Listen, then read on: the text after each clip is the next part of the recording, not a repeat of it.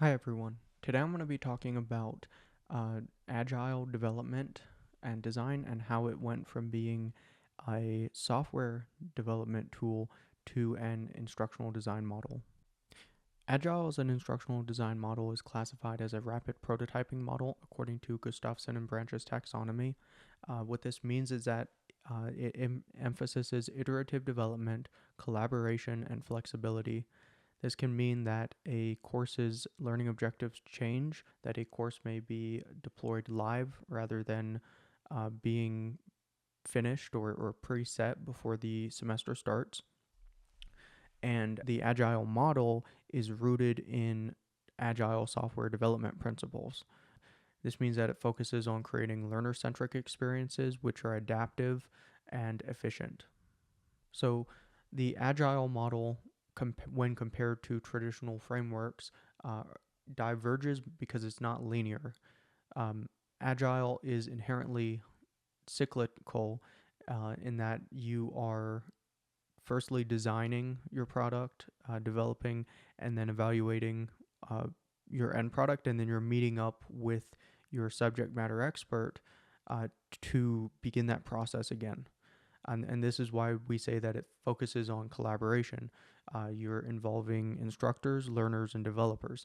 This can happen over the course of the the initial development of the course, ongoing through to the end of the semester and to the next semester's course, and after that. This means that the final product meets evolving needs as your student body changes, as well as the needs of your instructor changes. So uh, the main strengths of an agile approach is that you are getting continuous feedback from your faculty and students. That enables you to very quickly change and improve things, uh, and if necessary, reverse decisions that you've made. Agile is also effective in dynamic environments. Like I mentioned before, learning objectives may be malleable, or maybe you're expected to very quickly adapt different technological tools into your course that maybe you don't have or your instructor doesn't have experience utilizing before, and you still have yet to figure out the best practices in regard to that specific tool. When applying Agile to course development, you have a series of steps that get you to best practices in your lesson or course design. So the first of those is alignment. You're defining the learning objective and you're setting clear goals. So what this means as an instructional designer is that you're meeting up with your subject matter expert and you're deciding what exactly is the overall goal of the lesson, what are institutional requirements, and etc. So under the next step, get set, is you are developing a detailed process for design. Maybe you're putting together a course map or reviewing a syllabus. At this point, you're going to be deciding on the basic steps of how you want your course to look, or how they want you to develop their course. The next step is iterate. Now you're going to be actively developing content that meets those goals and learning objectives. This can consist of the course structure as well as assignments and assessments that you put together with the instructor or with their content to better suit your specific learning objective. The next step is to leverage your information. This can happen mainly after the course has been deployed. You're collecting and analyzing data post implementation. What that means is that maybe you're using a survey or metrics, and you're looking at what did students retain, what did they not retain, what steps within that course or what assignments or assessments need to be modified or redeveloped to better promote knowledge retention.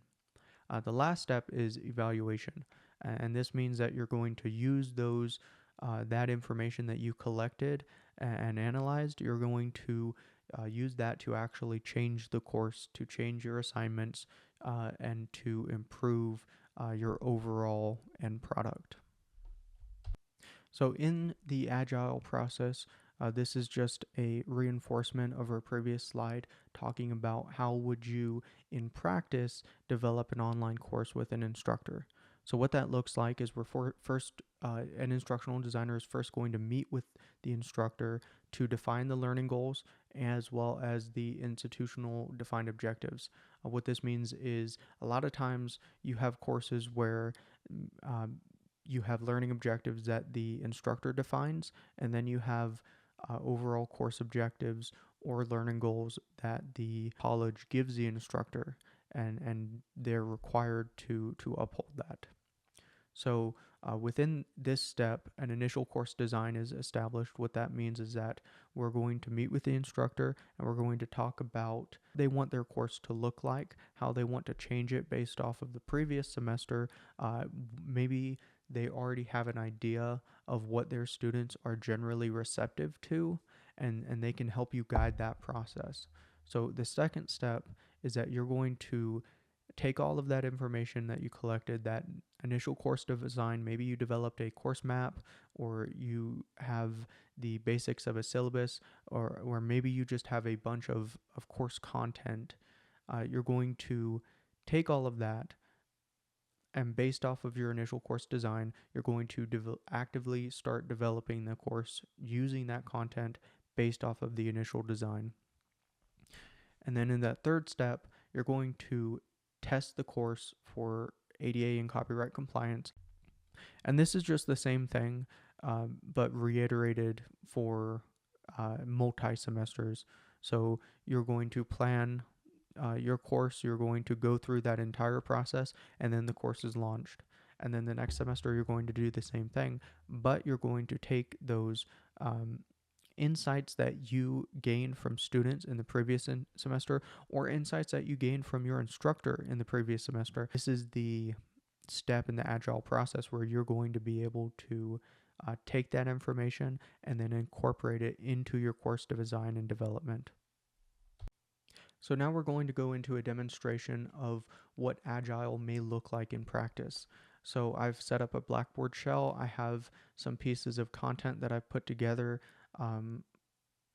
that will basically show what an instructor may bring to an instructional designer, kind of things that they're going to be looking for, and how an instructional designer is going to design and implement that in an online learning management system. And then finally, what that end product is going to look like, and then what kinds of tools can you use to assess student opinion, as well as like I said before, how receptive students are to specific learning material assessments or the course in general. Hey everyone, so we're going to be talking about the first stage of the agile process, align. In this phase, the instructional designer is going to collaborate with the instructor and perhaps the other stakeholders like the department head to define the course objectives, learner needs, and success metrics. So what I have right here is a sample syllabus for a hypothetical course called Developing Towards Engagement. This course focuses on assisting instructors to develop course design, promoting student engagement in an online environment. So for our course objectives, we have at the end of this course, students will be able to integrate best practices related to teaching with student engagement in mind, demonstrate effective delivery of course content, and use appropriate technologies that promote student engagement. So that's our course goal. We know that our learner needs is that our students need interactive, engaging content that connects theoretical concepts to real-world application.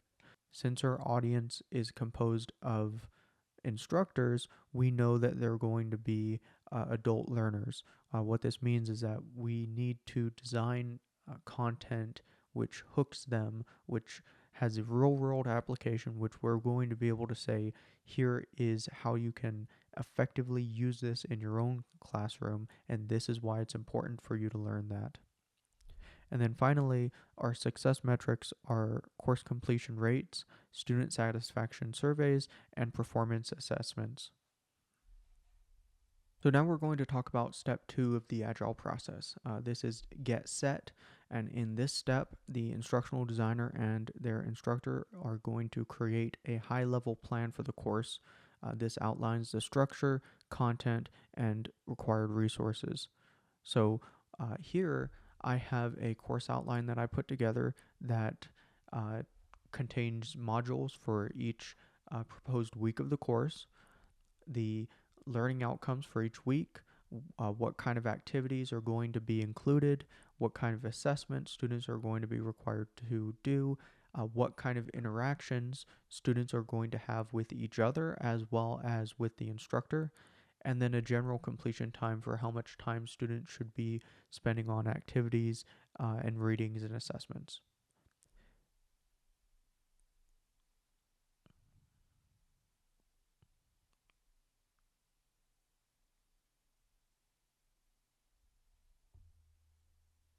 So in this step, um, we're going to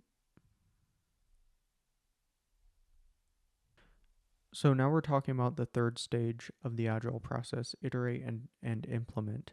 This phase involves the actual creation of course content as well as testing course prototypes. So here I have Blackboard Ultra Shell. Um, I built out a structure based on the course map.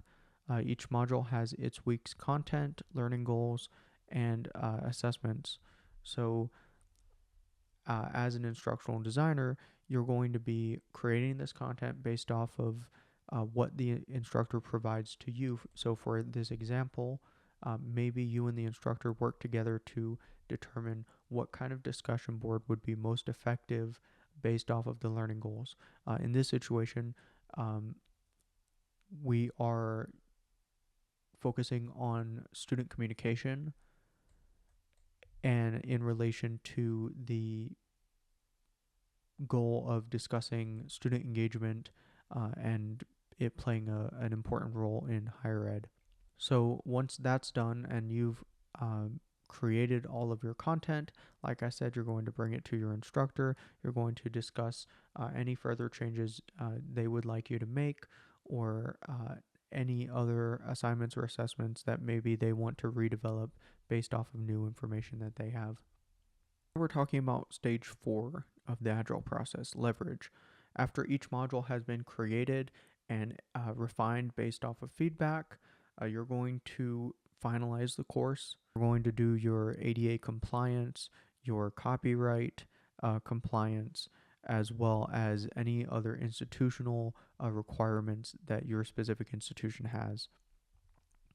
So, what we're seeing right here is just the final course. Hypothetically, this is what the students would be able to see when they open up the course. Finally, in step 5 of the Agile process is going to be your evaluation. So this last stage involves assessing the effectiveness of the course through formative and summative evaluations. So this right here is an example of a survey based off of the course that students will answer. And they're just going to be asked, how effective do you think the course is? How effective was the instructor? Uh, I was informed of various services, etc., etc. And this can be used to generally determine what kinds of content students are receptive to. All right, here are my references. I'd like to thank everyone for listening to my presentation, and I hope everyone has a great day. Thank you very much.